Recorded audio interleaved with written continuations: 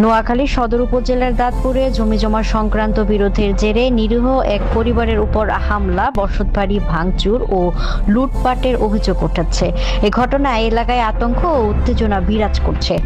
শুক্রবার দুপুরে ইউনিয়নের ৭ নম্বর ওয়ার্ড দক্ষিণ কাশীপুর গ্রামের ইব্রাহিম চৌকিদার বাড়ির রিকশা চালক মোহাম্মদ সোহেলের বসতঘরে এই হামলা চালানো হয়। এতে ওই পরিবারে কয়েকজন নারী ও শিশু আহত হন। ভুক্তভোগী পরিবার জানায়, নিজেদের মালিকানাধীন সম্পত্তির নারিকেল পাড়াকে কেন্দ্র করে একই বাড়ির নুরুল আমিনের নেতৃত্বে তার ছেলে নিজাম, হৃদয় ও নাতি তুহিন সহ আরও কয়েকজন সংঘবদ্ধ হয়ে টেটা ও দেশীয় অস্ত্রশস্ত্র নিয়ে অতর্কিতভাবে বসতবাড়িতে হামলা চালায়। এ সময় তারা ঘরের দরজা জানালা কুপিয়ে ভেঙে ফেলে এবং আসবাবপত্র ভাঙচুর করে। হামলাকারীরা ঘরে থাকা নারী ও শিশুদের মারধর ও ভয়ভীতি প্রদর্শন করে ঘরে থাকা নগদ টাকা, স্বর্ণালংকার সহ মূল্যবান মালামাল লুট করে নিয়ে যায়। এদিকে এই ঘটনাকে ভিন্ন খাতে প্রবাহিত করতে ও ভুক্তভোগীদের ন্যায় বিচার থেকে বঞ্চিত করতে হামলার ঘটনায় জড়িতরা নিজেদের ব্যবসা প্রতিষ্ঠানে হামলা হয়েছে বলে জাতীয় জরুরি সেবা 999-এ ফোন করেন এবং থানায় একটি মিথ্যা অভিযোগ দায়ের করেন, জানিয়ে এলাকায় ব্যাপক চাঞ্চল্য সৃষ্টি হয়। এগুলো আয় রাখলে আইসি আয় ডাব্বা সব উঠিয়ে তারপরে এগুলো আয় নেন করে হয়তো দিছে দুম করে মায় দিগুলো আয় টক্কা দিয়ে সালে আয়। তারপরে বউ জান লাগিয়েছিলাম ওর আর বউরা দুঃখ খেয়েছি। তারপর সবাই আসে ওর বেগুনে ইট মারা শুরু করছে, লাঠি চোটালে বাড়ে। সবসময় মানে আমাদেরকে খেতে যে আমরা বোনেরা আমাদেরকে নির্যাতন করবে এই সে নানা ধরনের কথাই বলে।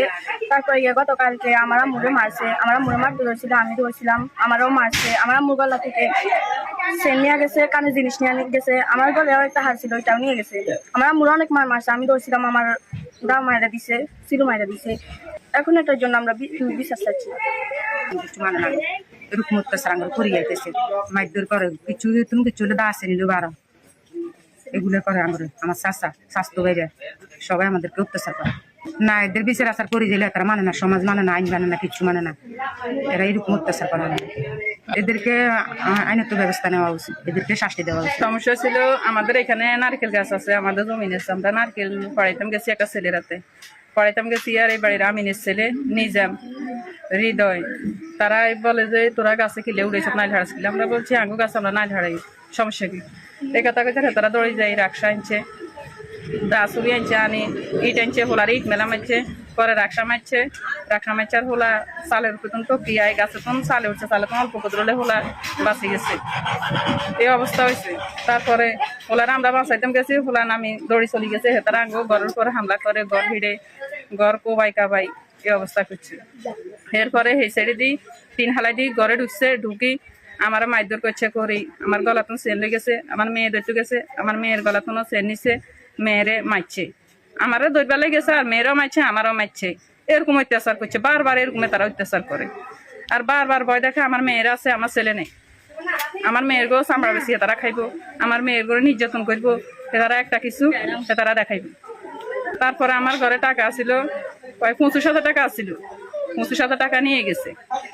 এরা মহিলা আইছে একজন, এরকম মেয়ে আইছে একজন, 2জন, মহিলা 2জন আইছে আর পুরুষ একজন, আমার ঘরে ঢুকে আমরা হামলা করছি। এই ঘটনায় প্রধান অভিযুক্ত নুরুল আমিন সহ 6 জনের বিরুদ্ধে সুধারাম মডেল থানায় একটি অভিযোগ দায়ের করেন ভুক্তভোগী পরিবারের সদস্যরা।